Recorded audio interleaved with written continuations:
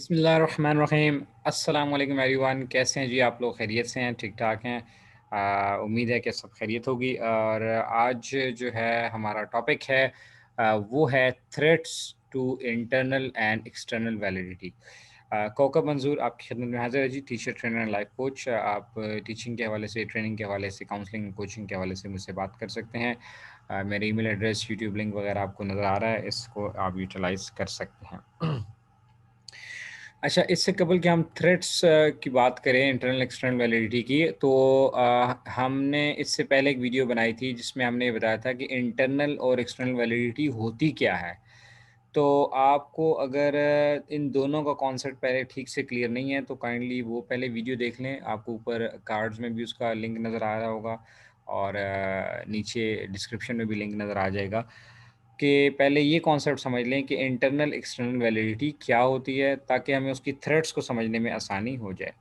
मुख्तसरन यहाँ पे एक जुमला बोल देता हूँ ताकि हम फिर अपनी वीडियो को कंटिन्यू करें। इंटरनल वैलिडिटी में हमने बात की थी कि वो क्या होता है कि जब हम इंडिपेंडेंट वेरिएबल का इफ़ेक्ट डिपेंडेंट वेरिएबल पे देख रहे होते हैं, तो हम ये तय करते हैं कि वाक़या ही जो चेंज डिपेंडेंट वेरिएबल में आया है, वो सिर्फ़ और सिर्फ़ इसी इंडिपेंडेंट वेरिएबल से आया है, किसी दूसरे से नहीं। तो इसको हम कहते हैं कि ये जो इंस्ट्रूमेंट है, ये जो मेथड है, ये जो ट्रीटमेंट है, वो इंटरनली वैलिड है या इसमें इंटरनल वैलिडिटी है। मिसाल के तौर पे हमने कोई दवाई दी किसी पेशेंट को, तो उससे जो चेंज आया उसकी हेल्थ के अंदर, तो इस बात का क्या सबूत है कि वो जो चेंज आया वो इसी दवाई से आया। अगर वो इसी दवाई से ही आया है और बाकी सारे वेरिएबल्स को हमने कंट्रोल करके देखा, तो फिर हम कहेंगे दिस मेथड या ट्रीटमेंट और मेडिसिन इज़ इंटरनली वैलिड। तफ़सील फिर आप उस वीडियो में देख लीजिएगा। इसी तरह एक्सटर्नल वैलिडिटी में हमने ये बात की थी कि वो जो रिज़ल्ट्स, वो जो हमने स्टडी की है और उससे जो हमारे पास फाइंडिंग्स आई हैं, क्या वो फाइंडिंग्स हम दूसरी सेटिंग्स के अंदर, मीन्स दूसरे कॉन्टेक्स्ट के अंदर भी यूटिलाइज़ कर सकते हैं, जनरलाइज़ कर सकते हैं कि नहीं। तो इसके अंदर जो मेन वर्ड होता है वो ये कि हमारी स्टडी की जनरलाइज़ेबिलिटी की क्या हैसियत है, to what degree we can generalize this result to other settings. ठीक है जी। तो बहरहाल ये हमने चाहा कि मुख्तसरन बता दें कि वैलिडिटी, इंटरनल एक्सटर्नल वैलिडिटी क्या होती है। डिटेल आप फिर उस वीडियो में देख लीजिएगा। आते हैं जी मेन टॉपिक के ऊपर कि इंटरनल वैलिडिटी की थ्रेट्स यानी वो कौन से फैक्टर हैं जो एक इंटरनली वैलिड ट्रीटमेंट को या इंटरनली वैलिड जो एक्सपेरिमेंट जो ट्रीटमेंट हम कर रहे थे, जो मेथड यूज़ कर रहे थे, वो फैक्टर्स जो हैं वो उसकी इंटरनल वैलिडिटी को जेपटाइज़ कर देते हैं, थ्रेटन कर देते हैं, उसको ख़तरे में ले आते हैं, यानी कि उसकी इंटरनल वैलिडिटी पे क्वेश्चन मार्क आ जाता है। तो ये आप मुख्तलिफ़ बुक्स में अगर देखेंगे तो मुख्तलिफ़ आपको फैक्टर्स नज़र आएँगे। ये हमने कोशिश की है कि जो मोस्ट कॉमनली अकरिंग फैक्टर्स हैं हम उसको डिस्कस कर लें। तो इसमें हिस्ट्री है, मैच्योरेशन है, टेस्टिंग है, इंस्ट्रूमेंटेशन, सिलेक्शन एंड मोर्टेलिटी या इटरेशन, ये दोनों लफ्ज़ इस्तेमाल होते हैं। नो, पहला फैक्टर है जी हिस्ट्री, हिस्टोरिकल इवेंट। लेकिन जब भी कोई आप कोई मेथड, कोई ट्रीटमेंट, कोई भी आप इंस्ट्रूमेंट यूज़ कर रहे हैं और वो इंटरनली वैलिड था, लेकिन चूंकि हिस्टोरिकल इवेंट उसमें बहुत ज़्यादा इन्वॉल्व हुए, पीछे हिस्ट्री में कुछ ऐसे इवेंट हो चुके हैं, तो वो हिस्टोरिकल इवेंट आपके इस करंट एक्सपेरिमेंट के ऊपर इफ़ेक्ट कर सकते हैं। तो ये उसकी इंटरनल वैलिडिटी को इफ़ेक्ट कर रहा होता है। हालाँकि वो ट्रीटमेंट ठीक होगा, वो जो मेथड है, वो जो इंस्ट्रूमेंट है, वो इंटरनली वैलिड होता है, लेकिन चूँकि हिस्टोरिकल इवेंट ऐसे रहे होते हैं उस बंदे के साथ, उस सब्जेक्ट के साथ या उस मामले में, उस स्टडी के किसी भी हवाले से, तो वो उसको इफ़ेक्ट करते हैं। मिसाल के तौर पे अभी देखिए आपको एग्ज़ाम्पल नज़र आ रही है, if a study was carried out on the risk associated in the various financial institution, कि मुख्तलिफ जो फाइनेंशियल इंस्टीट्यूशंस हैं, हम देखना चाहते हैं कि इनमें कितना रिस्क है। लेकिन a public crisis of confidence in the banking system during the period of that period, the study would adversely affect the experimental outcome। लेकिन बैंकिंग के ऊपर लोगों का एतमाद नहीं रहा पहले, इससे पहले क्या कहते हैं, क्राइसिस रहा है, तो वो फिर फाइनेंशियल इंस्टीट्यूशंस को भी उसी नज़र से देखेंगे।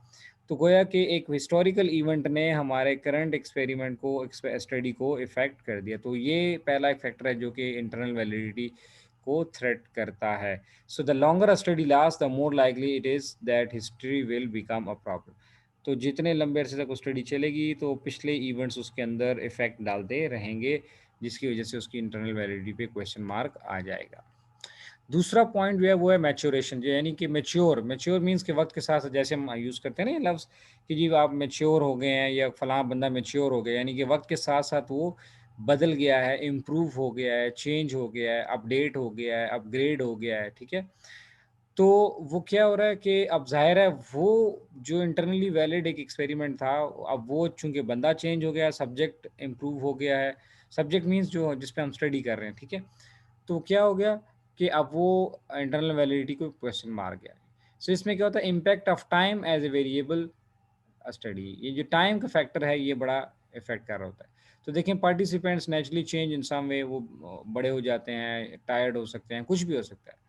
So then it may be impossible to rule out whether the effects seen in the study were simply due to the effect of time.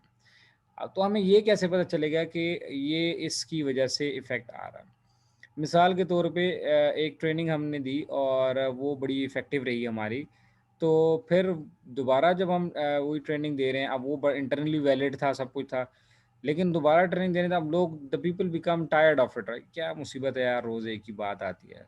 तो वो चीज़ें क्या हो रहा है कि अब वो मैच्योर हो गए हैं, वो इस चीज़ को एक्वेंटेड हो गए हैं, वो कहते हैं यार ये नहीं है। तो वो इंटरनली वैलिड एक इंस्ट्रूमेंट जो था वो अब उसको इफ़ेक्ट वो अब उसका इफ़ेक्ट नहीं रहा।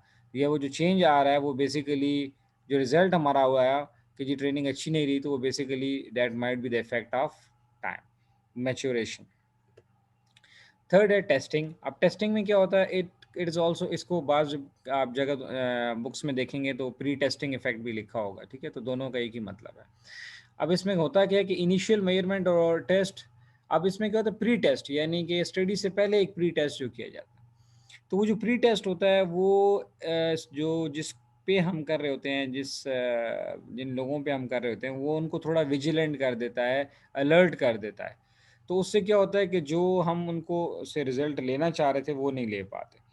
तो अक्सर जो स्टडीज़ हम बिफ़ोर एंड आफ्टर वाली करते हैं, वो उसमें ये होता है कि जब आपने एक ट्रीटमेंट से पहले जो स्टडी की और उसके बाद जो ट्रीटमेंट दिया, तो बंदा थोड़ा अलर्ट हो गया। तो अलर्ट के बाद वो ज़ाहिर है थोड़ा जो है वो कह लेंगे, वो जो बिहेवियर में चेंज आया वो शायद उस इंस्ट्रूमेंट की वजह से ना आया हो, बल्कि उसकी अलर्टनेस की वजह से आया हो। ये बिल्कुल ऐसी है ना, जैसे आप मिसाल मैं वैसे ही आपको एग्जांपल दे दूँ, आप नमाज़ पढ़ रहे हैं और आप बस अपनी धुन में लगे हैं जैसे भी पढ़ रहे हैं, लेकिन अचानक आपको अगली नमाज के लिए कोई कहे कि यार कोई आपको लगे कि आपको कोई देख रहा है, तो आप फ़ौरन थोड़े से कॉन्शियस हो जाते हैं। या आपको देखें कि उसमें जो शॉपिंग मॉल्स में लिखा होता है जी कैमरे की आँख आपको देख रही है। So whenever you are being observed so you become alert. तो वो जो अलर्ट होने के बाद आपका बिहेवियर जो चेंज हुआ, वो उस अलर्टनेस की वजह से हुआ, बाकी किसी और चीज़ की वजह से नहीं हुआ। तो जो हमने ट्रेनिंग का या किसी भी चीज़ का बिफ़ोर एंड या मेडिसिन का बिफ़ोर एंड आफ्टर इफ़ेक्ट देखना था, वो तो हम मेडिसिन का देख रहे थे या उस चीज़ का देख रहे थे, बल्कि तो लेकिन एक्चुअली जब प्री टेस्टिंग हुई, तो उस प्री टेस्टिंग ने, यानी टेस्ट से पहले जो टेस्ट लिया गया, वो उसने उसको अलर्ट कर दिया और उसकी वजह से उसमें जो चेंजेस आ गए हैं। तो अब ये नहीं पता लग रहा कि हमारे इस मेडिसिन की वजह से चेंज आ रहे हैं या वो जो या जो हमारे एक्सपेरिमेंट हम जो कर रहे हैं उसकी वजह से चेंज आ रहा है, या वो जो अलर्टनेस है उसकी वजह से आ रहा है। सो इनिशियल मेजरमेंट और test alert the subject in a way, subject means participants, right, ये जिस पे स्टडी की जा रही है, in a way that effects their response to the experimental treatment. तो जो एक्सपेरिमेंट करके हम जो चीज़ मालूम करना चाह रहे थे, वो अब पता नहीं लगेगा, क्योंकि जो रिजल्ट आ रहा है अब उसके अंदर कहीं ना कहीं उसकी कॉन्शियसनेस और अलर्टनेस भी शामिल है। देन कम द इंस्ट्रूमेंटेशन, यानी सारों से इम्पोर्टेंट कि जो इंस्ट्रूमेंट यूज़ हो रहा है वो उसकी रिलायबिलिटी का क्या चक्कर है, इनकन्सिस्टेंसी और अनरिलायबिलिटी इन द मेजरिंग इंस्ट्रूमेंट्स और ऑब्जर्वेशन पॉसिबल। सो या तो जो ऑब्जर्वर है उसके अंदर कोई चेंज आ गया, या जिस चीज़ से ऑब्जर्व किया जा रहा है उसके अंदर कोई चेंज आ जाए, तो ऑटोमेटिकली इंटरनल वैलिडिटी पे क्वेश्चन मार्क आ जाएगा। So observer may be inconsistent in what they record during the study. मिसाल के तौर पे हम एक बंदे को खड़ा कर देते हैं कि जी आप इस पुल पे देखें कि जी कितनी गाड़ियाँ गुजर रही हैं, तो वो आप 1 घंटा देखें, तो पहले 5-10 मिनट, हो सकता है 20 मिनट वो बड़ा नोट कर रहा है, फिर 1-2 आहिस्ता आहिस्ता थोड़ा थोड़ा वो बोर होने लग जाए, तो अब वो हो सकता है कोई गाड़ी उससे मिस भी हो रही है, कुछ भी हो रहा है, तो अब वो क्या हो रहा है कि ऑब्जर्वर में फ़र्क आ गया, उसकी जो ऑब्जर्वेशन थी, यानी ऑब्जर्वर में फ़र्क का मतलब ऑब्जर्वर की ऑब्जर्वेशन में अब वो विजिलेंस नहीं रही। तो जो इंस्ट्रूमेंट यूज़ हो रहा था कि उस बंदे ने अपनी आई साइट को देख के और अपने जो है वो मतलब होशियार रह के गाड़ियों को की काउंटिंग करनी थी, अब वो उसमें मसला आ गया। या थर्मामीटर जो है, जैसे आप टेम्परेचर नाप रहे हैं, वो थर्मामीटर वक्त के साथ उसमें कोई फ़र्क आ गया, ठीक है, कोई भी जो इंस्ट्रूमेंट यूज़र है, post test may be much more difficult than the pre test. तो अब वो जो, या इसी तरह जो हम पोस्ट टेस्ट, अच्छा, बाज़ औक़ात ऐसे होता है कि जी ट्रेनिंग से पहले एक टेस्ट दिया जाता है कि लोगों की एबिलिटी चेक की जाए, फिर ट्रेनिंग के बाद एक टेस्ट दिया जाता है, तो वो अब चेक करें, तो बाज़ औक़ात जो पोस्ट टेस्ट होता है वो ज़्यादा मुश्किल होता है। तो वो क्या हो गया कि वो अब वो पता नहीं लग रहा। वो जो पहले ट्रेनिंग से पहले जो टेस्ट लिया था, उसमें नंबर फिर भी अच्छे आ गए, और जो पोस्ट टेस्ट था उसमें और भी नंबर ख़राब हो गए। या आसान कर दूँ आपको, ट्यूशन पढ़ने से पहले बंदे की 60% मार्क्स है। ट्यूशन पढ़ाने के बाद हमने चेक करना चाहा कि यार ये कितने नंबर लेता है, तो हमने एक टेस्ट डिज़ाइन किया कि देखेंगे ट्यूटर कितना इफ़ेक्टिव था। तो टेस्ट हमने इतना मुश्किल डिज़ाइन कर दिया, तो वो क्या हो गया कि वो अब 60 से 50 पे आ गए। अब वो 50 पे आने का ये मतलब नहीं था कि वो ट्यूशन ख़राब थी, वो ऐन मुमकिन है आपने टेस्ट ही गलत, यानी ये इतना डिफ़िकल्ट डिज़ाइन कर दिया। तो ये यानी इंस्ट्रूमेंट जो था वो उसमें प्रॉब्लम आ गया। Then come the selection. अब सिलेक्शन में क्या होता है? द सिलेक्शन में नाम से ज़ाहिर है कि जो सैंपल आपने लिया वो हो सकता है ठीक ना हो। तो जो पहले सैंपल लिया था, जो बाद में सैंपल लिया, वो चेंज हो। तो अब जो सैंपल साइज़ है या सैंपल जो आपने कलेक्ट किया है, उसमें अगर डिफरेंस आ गया, तो उसकी वजह से भी इंटरनल वैलिडिटी पे क्वेश्चन मार्क आ जाएगा। So the subject in the experimental or the control groups or in different experimental cells must be equal across all the variable of interest and those could affect the dependent measure. कि जी एक वक्त में तो आपने sample लिया, तो वो जो था, फॉर एग्जांपल आपने क्लास में जाके देखा कि यार ये इनकी बच्चों की जो है ना वो स्टडी में क्या इनका आईक्यू लेवल है। तो वो आपने सैंपल 50 स्टूडेंट्स का था, तो वो आपने देखा, तो आपको कुछ कुछ में लायक थे, कुछ नालायक थे, कुछ एवरेज थे, तो आपके पास एक एवरेज आईक्यू आ गया। फिर दोबारा आपने कुछ अर्से बाद देखा, तो वो जो नालायक थे वो ऐसे-ऐसे स्कूल छोड़ के चले गए या कॉलेज छोड़ के चले गए। अब आपके पास सिर्फ़ वही रह गए जो अबव एवरेज और एक्सीलेंट स्टूडेंट थे। अब जब आपने वो सैंपल लिए, तो वो पहले और दूसरे सैंपल के दरमियान क्या हो गया, वो जो रिज़ल्ट आएगा, अब आईक्यू लेवल आप देखेंगे कि ज़्यादा आ गया। तो अब आप कहेंगे जी क्लास तो बड़ी लायक हो गई है। तो क्लास लायक नहीं हो गई, बेसिकली वो जो पहले हमने एवरेज आईक्यू निकाला था, उसका सैंपल साइज़ और अब का सैंपल साइज़ में फ़र्क आ गया। तो सैंपल बायस में की वजह से भी ये प्रॉब्लम आ सकते हैं कि इंटरनल वैलिडिटी जो है वो आपकी क्वेश्चन मार्क हो जाएगी। तो सिलेक्शन का मतलब है कि जिन लोगों को आप सेलेक्ट कर रहे हैं वो। इसी तरह फॉर एग्ज़ाम्पल आप किसी मूवी को देखते हैं कि जी इसके बारे में लोगों का क्या राय है। तो आपने सैंपल ही ऐसे, अब एक मेरे जैसे बंदे को आपने जाके पूछ लिया, तो मैं तो कभी सिनेमा गया ही नहीं हूँ। 1-2 बार लाइफ़ में कहीं गया हूँगा, एक बहुत पहले। तो और मैं मूवीज़ का कोई इतना शौकीन भी नहीं, तो मुझसे पूछेंगे तो मैं कहूँगा यार क्या बकवास मूवी थी, ऐसे ही टाइम ज़ाया हुआ है। तो इसका मतलब है कि आपने गलत बंदे से मूवी का जो है रिव्यू ले लिया। तो वो बंदा जो यूजुअली सिनेमा आता है, जो मूवीज़ देखता है, तो वो एक आपको सही रिव्यू दे सकता है कि जी इस मूवी में क्या अच्छा था, क्या बुरा था, वगैरह-वगैरह। तो सैंपल जो आपने सेलेक्ट किया उसका बायसनेस, उसमें बायस आने से इंटरनल वैलिडिटी क्वेश्चन मार्क आ जाता है।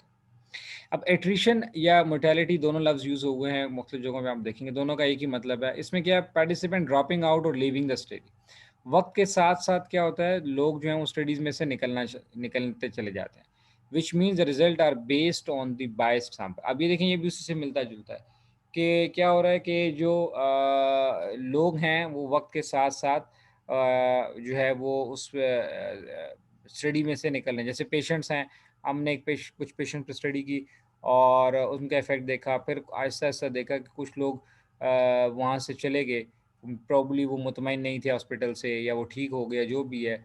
अब हम वाक़ई दोबारा जब उन पे जाके स्टडी कर रहे हैं, तो वो लोग जो हैं वो अब वैसा उनका एटीट्यूड नहीं रहा, या वो लोग नहीं रहे। So the possible who all have something in common such as higher motivation. हाँ, जैसे एम्प्लॉइज़ की बात करें, तो पहले जो मोटिवेटेड एम्प्लॉयी थे, अब वो क्या हुआ कि ऐसा-ऐसा मोटिवेशन उनकी कम हो गई है। तो हम देख रहे हैं कि जी ये क्या हो रहा है, मोर्टेलिटी देखिए, वक़्त इटरेशन का भी मतलब होता है कि वक़्त के साथ-साथ किसी चीज़ का घट जाना, कम हो जाना। मोर्टेलिटी भी कहते हैं फ़ना होने को, ठीक है? तो यानी जो आपका सैंपल था वो अगेन बायस हो गया। तो ये पिछला पॉइंट, ये पॉइंट तकरीबन मिलते जुलते हैं, कि जिसमें हम कहते हैं कि जी ये इससे भी इंटरनल वैलिडिटी को थ्रेटन है, कि इस उसमें हमने सैंपल साइज़ की सिलेक्शन गलत कर दी, इसमें सैंपल ऑटोमेटिकली घटता चला जा रहा है। तो अब वो जो स्टडी का जो रिज़ल्ट आ रहा है, तो वो इंटरनली वैलिड ना नहीं रहेगा, मोस्ट प्रोबेबली ना रहे। तो ये एक थ्रेट है, ये एक फैक्टर जो उसको इंटरनल वैलिडिटी पे क्वेश्चन मार्क ला सकता है। अब एक्सटर्नल वैलिडिटी पे क्या मसले आ सकते हैं? एक्सटर्नल वैलिडिटी का सबसे बड़ा देखिए, एक्सटर्नल वैलिडिटी का जो मेन कॉन्सेप्ट ये है कि हमने जो स्टडी की और वो बड़ी अच्छी थी और वो बड़ी इंटरनली वैलिड थी और बड़े अच्छे रिजल्ट्स आ गए और हमने बड़े खुश हो गए। अब हम चाहते हैं कि इसको बाकी जो कॉन्टेक्स्ट हैं, जो दूसरी इदारे हैं या दूसरी जगह हैं, वहाँ पर भी इसको इम्प्लीमेंट करें। इसे कहते हैं जनरलाइजेबिलिटी, ठीक है? तो अब हम देखना चाहते हैं कि जो एक्सटर्नल वैलिडिटी है, तो वो जनरलाइजेबिलिटी जो उसकी होती है, वो कहाँ-कहाँ पे क्वेश्चन मार्क हो जाए। वो कौन से फैक्टर्स हैं जिनकी वजह से एक अच्छी इंटरनली वैलिड स्टडी जो है, वो जनरलाइजेबिलिटी को लैक कर सकती है। तो ये 3-4 इसमें इम्पोर्टेंट एक फैक्टर्स हैं जो एक्सटर्नल वैलिडिटी को थ्रेट कर सकते हैं, जिसमें सिलेक्शन बायस है, सिचुएशनल फैक्टर है, इसमें भी देखें टेस्टिंग एंड प्री टेस्टिंग है और एक्सपेरिमेंटल सेटिंग है। अब सिलेक्शन बायस में क्या है? सिलेक्शन बायस बिल्कुल वैसे ही है जैसे हमने पहले इंटरनल वैलिडिटी में बात की थी। अब हम देखें, हमने एक स्टडी की फॉर एग्ज़ाम्पल बैंकिंग सेक्टर के अंदर, ठीक है? अब वो स्टडी हमने कोई लेट्स सपोज़ ट्रेनिंग दी और वो बड़ी ज़बरदस्त शानदार रही और वो बड़ा इफ़ेक्टिव हो गया। लेट्स सपोज़ उनकी मोटिवेशन कम थी, वो बड़े मोटिवेटेड हो गए। अब हम इसको कहते हैं कि जी ये तो बड़ी अच्छी ट्रेनिंग है, तो ये होनी चाहिए स्कूल्स के अंदर भी, ये कॉलेजेस के अंदर, यूनिवर्सिटीज़ के अंदर भी ये ट्रेनिंग होनी चाहिए। तो अब हमने क्या किया कि क्या ये जो हमने सेलेक्ट किया नया सैंपल, कि पहले बैंक पे तो बड़ी अच्छी स्टडी रही, लेकिन हम चाहते हैं कि ऐसी ही ट्रेनिंग जो है वो दी जाए कॉलेज के या यूनिवर्सिटी के प्रोफेसर्स को। तो ये जो सिलेक्शन हमने की कि इसमें अगर कोई बायस हुआ, तो फिर एक्सटर्नल वैलिडिटी नहीं होगी। क्यों? क्यों to what social and psychological groups can finding be generalise?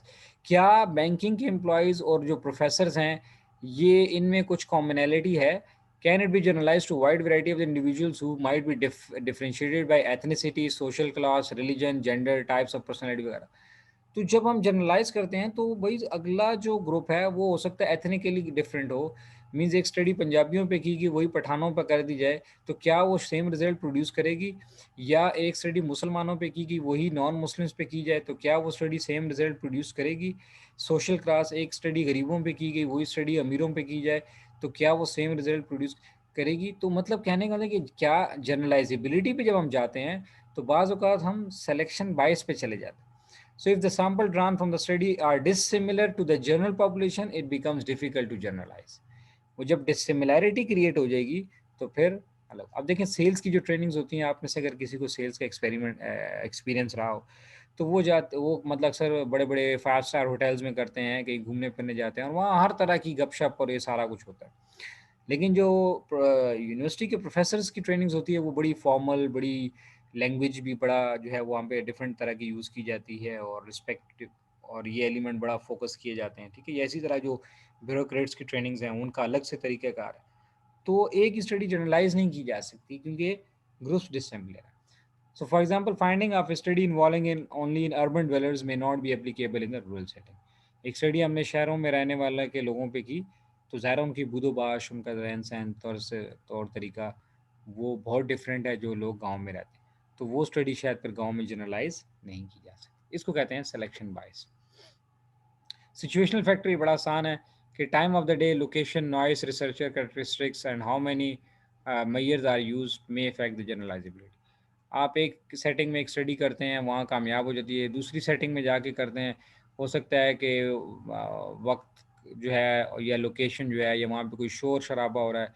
जैसे मैंने कहा कि एक ट्रेनिंग आपने यहाँ पे की, वो बड़ी इफेक्टिव रही, दूसरी जगह पे आपने वैसी ट्रेनिंग एम्प्लॉयज़ को की। अब वो सिमिलर ग्रुप तो थे, लेकिन वहाँ पे शोर-शार था, कुछ एनवायरनमेंट का शोर था, वह फैक्ट्री थी लगी हुई थी और वहाँ पे जो और तो उसकी वजह से या एनवायरनमेंट ऐसा था, गर्मी थी बहुत ज़्यादा, तो वो फिर लोग कहेंगे यार हमें तो क्या समझ आनी थी, गर्मी की से ही मर गए हैं। तो क्या हो गया कि वो जनरलाइज़ेबिलिटी इस पे क्वेश्चन मार्क आ जाए कि जी एक जगह पे स्टडी की थी, दूसरी जगह पे स्टडी कामयाब नहीं हुई तो मीन्स ये जनरलाइजेबल नहीं है। तो एक्चुअली वो जनरलाइजेबल होती, लेकिन चूंकि सिचुएशनल फैक्टर ऐसे आ गए जिसकी वजह से उसकी जनरलाइजेबिलिटी पे क्वेश्चन मार्क आ गया। Pre test and post test में भी यही होता है कि जी as a result of being pre tested subject in an experiment में बिकम सेंसिटाइज्ड। ये हमने पहले बात की थी, जिस तरह इंटरनल वैलिडिटी में सेंसिटाइज हो जाता है, इसी तरह अगर हम दूसरी जगह जनरलाइज करेंगे तो हमें पता लग जाएगा कि वो ग्रुप जो है वो पहले से सेंसिटाइज था, यानी जो इन पे प्री टेस्टिंग की गई, और जो नहीं था वो अपने नॉर्मल बिहेवियर पे चला।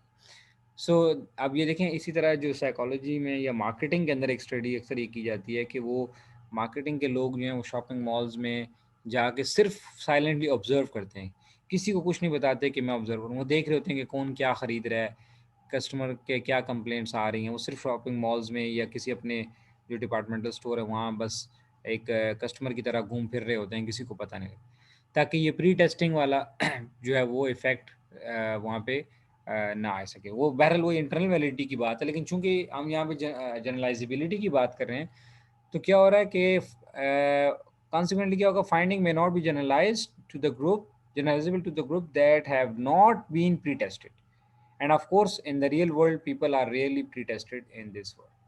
तो वो क्या हो रहा होता है कि एक ये स्पेशली चूंकि हम ये थ्रेड्स वगैरह वैलिडिटी की एक्सटर्नल इंटरनल नॉर्मली एक्सपेरिमेंट्स के अंदर बहुत ज़्यादा ही आती हैं।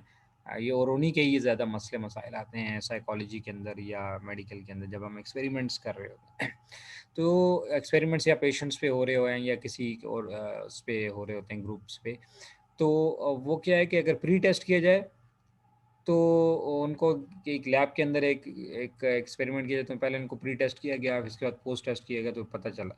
लेकिन रियल वर्ल्ड में हम ऐसे लोगों को पहले प्री टेस्ट करके, यानी उसके बाद बिफोर एंड आफ्टर को इतना अच्छे से चेक नहीं कर पाते। तो वो जो लैब में स्टडी हुई थी वो रियल वर्ल्ड में जनरलाइज शायद फिर ना हो सके, क्योंकि ऐसे रियल वर्ल्ड में हमारे एक बंदे को पहले कहें जी आप पहले हम स्टडी करेंगे, पहले आप ये टेस्ट दे दें, इसके बाद फिर ये टेस्ट दे दें, तो वो बड़ा थोड़ा-सा मुश्किल हो जाता है। एक्सपेरिमेंटल सेटिंग्स जो हैं, ये बड़ा आसान है कि जी एक स्टडी एक सेटिंग के अंदर की गई और दूसरी स्टडी के लिए वैसी ही सेटिंग्स होना, ये बड़ा मुश्किल हो जाता है। So the arrangement of for an experiment में limit the generalizability of the findings, ठीक है? सो इसमें ये है कि हम क्या कहते हैं कि हाउ कॉन्फिडेंट यू आर के we can be that the result of the study can be applied to the other setting. कि एक सेटिंग के अंदर हमने एक्सपेरिमेंट किया, नॉर्मली लैब के अंदर एक्सपेरिमेंट होते हैं, और वही एक्सपेरिमेंट हम रियल वर्ल्ड में करेंगे तो ज़ाहिर है वहाँ पे हम बहुत सारे फैक्टर्स को कंट्रोल नहीं कर सकते। तो फिर वहाँ पे वो रिज़ल्ट प्रोड्यूस नहीं हो पाएंगे जो लैब में हुए थे। तो क्या होगा कि हम कहेंगे जी चूँकि एक्सपेरिमेंट सेटिंग चेंज हो रही है इसलिए। अब इसका ये मतलब नहीं है कि ये स्टडी जो थी बेकार थी जो हमने की थी, लेकिन चूँकि वो सेटिंग चेंज हो गई है तो अब उसको हम जनरलाइज़ नहीं कर सकते। So it can affect the outcomes which when subjects know that they are the participating in an experiment। तो लैब में और तरह से होता है आउटकम, और रियल वर्ल्ड में फिर उसकी जनरलाइजेबिलिटी और, या जब लोगों को बता दिया जाए कि आप पे एक्सपेरिमेंट हो रहा है और जब लोगों को ना पता हो, तो दोनों सूरतों में उनके बिहेवियर में फ़र्क होता है, आ सकता है। तो वो फिर क्या हम कहेंगे कि जी ये स्टडी यहाँ तो बड़ी ठीक थी, यानी एक इंटरनली वैलिड थी लेकिन एक्सटर्नली वो जनरलाइजेबल नहीं है।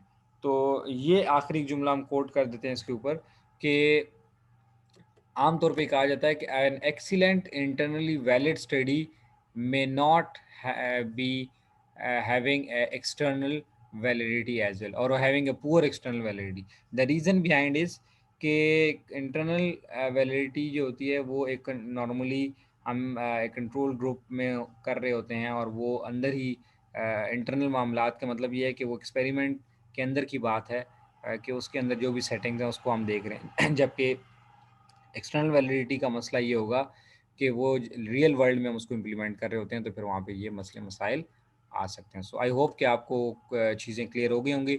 एनीवे फिर भी कोई क्वेश्चन क्वेरी हो तो आप पूछ सकते हैं। You can see my email address, you can see my YouTube link where you can have around 350 videos about different subjects as well. ठीक है, टेक केयर, स्टे ब्लेस, खुश रहें।